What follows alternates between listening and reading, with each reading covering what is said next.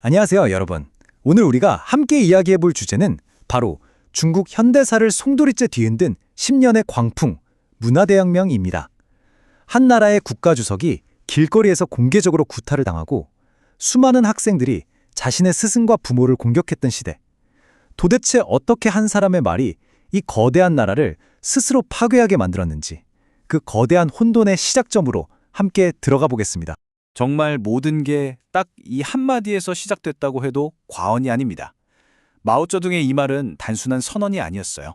중국 전역에 잠자고 있던 급진주의의 불길을 활활 지피는 신호탄이었죠. 이 말이 떨어지자마자 젊은이들은 낡은 모든 것을 파괴해야 한다며 거리로 쏟아져 나왔고, 중국 사회는 이전과는 전혀 다른 경랑 속으로 빠져들기 시작했습니다. 바로 이 지점에서 우리가 던져야 할 질문입니다. 정말 믿기지 않죠? 어떻게 한 사람의 권력욕이 수억 명의 삶을 10년이라는 기나긴 악몽으로 몰아넣을 수 있었을까요? 그 거대한 미스터리를 지금부터 하나씩 풀어보겠습니다. 자, 그럼 시작하죠. 이 엄청난 국가적 비극이 정말 믿기지 않게도 연극 무대에서 희곡 한 편에서 시작됐다는 거. 이게 역사의 가장 큰 아이러니가 아닐까 싶어요. 상황이 급변하는 데는 정말 오랜 시간이 걸리지 않았습니다.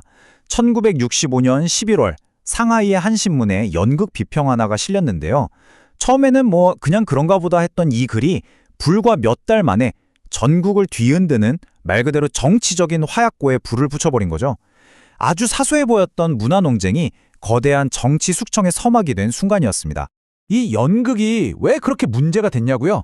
바로 그 안에 숨겨진 정치적인 비유 때문이었습니다. 이야기는 정직한 관리가 황제에게 바른 말을 하다가 파면당하는 내용이었거든요. 하지만 당시 권력자들 눈에는 이게 그냥 옛날 이야기로 보이지 않았던 거예요. 대약진 운용의 실패를 비판했다가 숙청당한 펑더화이 국방부장을 옹호하고 그 황제를 마오쩌둥 자신의 빗대서 비판하는 거라고 해석한 거죠. 근데 말이죠, 이 극작가는 정말 시작에 불과했어요. 그냥 첫 번째 도미노가 쓰러진 것뿐이었죠. 마오쩌둥이 진짜 노리던 건 훨씬 더 큰 그림이었습니다. 공격의 범위는 아주 치밀하게 단계적으로 넓혀져 갔습니다. 처음에는 희곡 작가 한 명으로 시작했죠. 곧이어 비난의 화살은 학계 전체로 향했고, 마침내 캠페인은 공산당 지도부를 겨냥하기 시작했습니다. 이건 그냥 감정적인 비난이 아니라 권력의 심장부를 향한 정말 잘 짜인 정치적 숙청 작업이었던 거죠. 그리고 1966년 8월 마침내 마오쩌둥이 결정타를 날립니다. 사령부를 포격하라. 여러분 한번 상상해 보세요. 한 나라의 최고 지도자가 자기가 만든 당 조직을 향해서 공개적으로 전쟁을 선포한 겁니다. 이건 역사상 유례가 없는 일이었죠. 중국 전체가 그야말로 충격에 빠졌습니다. 마오쩌둥이 말한 사령부가 진짜 건물을 뜻하는 게 아니었어요. 그건 바로 대약진 운동 실패 후에 자기를 이선으로 밀어내고 실용주의 노선을 이끌던 당내 정적들이었죠. 당시 국가주석이었던 류사오치와 덩샤오핑, 바로 그들이 진짜 타겟이었던 겁니다. 이 엄청난 권력 투쟁을 위해서 마오쩌둥은 기존의 군대나 당 조직이 아니라 정말 상상도 못할 무기를 꺼내듭니다. 바로 10대 청소년들로 이루어진 거의 광신도에 가까운 군대였어요. 이들이 바로 그 유명한 홍위병입니다.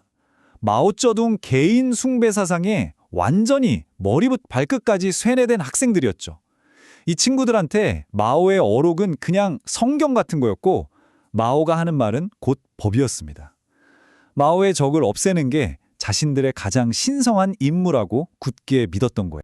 그래서 이들의 임무는 뭐였냐? 한마디로 파괴였습니다. 낡았다는 이유 하나만으로 수천 년 된 문화재를 그냥 불태워버리고요. 마오 사상에 반대한다? 그럼 교수든 관료든 길거리로 끌어내서 온갖 모욕을 줬습니다. 이들의 이 광기 어린 폭력이 중국 전역을 그냥 무법천지로 만들어버린 거죠. 자, 이제 이 끔찍한 혼란이 낳은 아주 개인적인 비극, 그 참혹함에 대해서 좀 더 깊이 들어가 보겠습니다. 마오쩌둥의 첫 번째 목표였던 한 남자의 이야기입니다. 그는 바로 류사오치, 당시 중화인민공화국의 국가주석이었습니다. 한때는 마오쩌둥의 가장 가까운 동지이자 유력한 후계자로 꼽혔던 명실상부한 국가서열 2위의 인물이었죠. 그런데 그런 그가 하루아침에 중국의 흐르쇼프, 제1호 자본주의 추종자라는 말도 안 되는 낙인이 찍혀버립니다. 이런 정치적인 딱지는 그를 그냥 반역자로 만들어버렸고 그에게 가해지는 모든 폭력을 혁명이라는 이름으로 정당화하는 수단이 됐습니다. 그가 겪어야 했던 건 정말 끔찍했습니다. 한 나라의 국가 주석이 홍위병들한테 질질 끌려다니면서 온갖 구타와 모욕을 당했어요. 기록에 따르면 너무 심하게 맞아서 옷을 입는 데만 1시간이 걸릴 정도였다고 하니까 상상이 가시나요? 결국 그는 1969년 아무런 치료도 받지 못한 채 차디찬 창고 바닥에서 홀로 숨을 거둡니다. 한 나라의 최고 지도자 중 한 명이 그렇게 사라졌는데 그 죽음조차 수년 동안 철저하게 비밀에 붙여졌어요. 이건 단순히 한 개인의 비극이 아니에요. 문화대혁명이라는 광풍이 한 나라의 시스템을 얼마나 처참하게 무너뜨렸는지를 보여주는 아주 상징적인 사건이죠.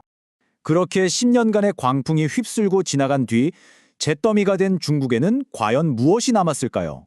문화대혁명 기간 동안 정치적인 박해를 받은 사람, 그 수가 약 1억 명으로 추산됩니다. 1억 명이요. 당시 중국 인구 8명 중 1명꼴로 어떤 형태로든 고통을 겪었다는 뜻입니다. 정말 상상조차 하기 힘든 숫자죠. 그리고 이 끔찍한 혼란 속에서 목숨을 잃은 사람은 약 1,000만 명으로 추정됩니다. 이건 전쟁도 아니었어요. 한 나라가 스스로에게 가한 폭력의 결과였습니다.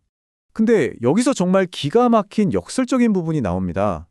중국 공산당은 공식적으로 문화대혁명 자체는 10년간의 재앙이었다, 100% 잘못된 일이었다고 평가합니다. 그런데 그 일을 벌인 장본인 마오쩌둥에 대해서는 뭐라고 하는지 아세요? 70%는 옳고 30%는 틀렸다. 공이 과보다 크다고 평가를 내린 겁니다. 아니, 어떻게 이런 모순적인 평가가 가능했을까요? 바로 희생양을 만든 겁니다. 마오의 아내였던 장칭을 비롯한 4인방에게 문화대혁명의 모든 책임을 다 떠넘겨 버린 거죠. 이 사람들한테 모든 죄를 뒤집어 쓰이면서 공산당은 마오쩌둥이라는 절대적인 상징만큼은 지켜낼 수 있었던 겁니다. 마지막으로 이 말을 꼭 기억했으면 좋겠습니다. 문화대혁명을 이해하지 못하면 중국을 결코 이해할 수 없다. 이 10년의 끔찍한 트라우마는 중국 사회에 정말 지울 수 없는 상처를 남겼죠.